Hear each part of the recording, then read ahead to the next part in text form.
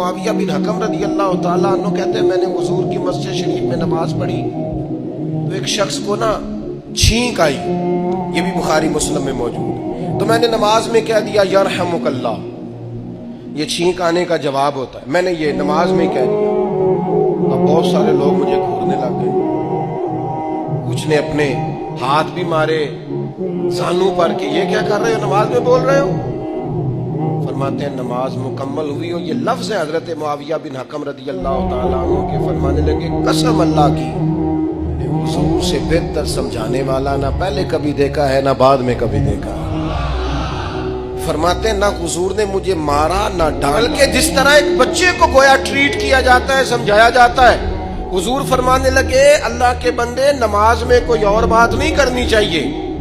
صرف اللہ کی تسبیح پڑھنی چاہیے، اس کے اسماء کا ذکر کرنا چاہیے یا قرآن پاک پڑھنا چاہیے، نماز میں کوئی اور کلام کرنے کی اجازت نہیں ہے۔ ہمارے ہاں لوگ دینی مسئلہ سمجھاتے ہیں تو اتنا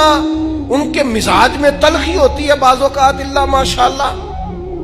کچھ لوگوں کی طبیعت اتنی کرخت ہوتی ہے، بچہ نماز پڑھ رہا ہے اور حاجی صاحب اس کے ساتھ کھڑے نماز پڑھ رہے ہیں، لیکن وہ اس کو کھڑا کر رہے ہیں تو یوں کندھے سے ہلا کے، تینوں آج تک نہیں پتا نماز ہے کہ یہ آپ دین سکھا رہے ہیں، اخلاقی رویہ دین سکھانے کا، یہ لب و لہجہ دین سکھانے کا، قطعاً ایسا کوئی کام نہ کریں۔ میں تو یہ مدارس کے اساتذہ سے بھی کہتا رہتا ہوں، میں کہتا ہوں نبی پاک نے کبھی کسی کو نہیں مارا، آپ بچوں کو ڈانٹیں کریں کچھ، لیکن وہ رویہ آپ اختیار نہ کریں جس کی دین اجازت ہے۔ سبيل الدموع سبيل مريح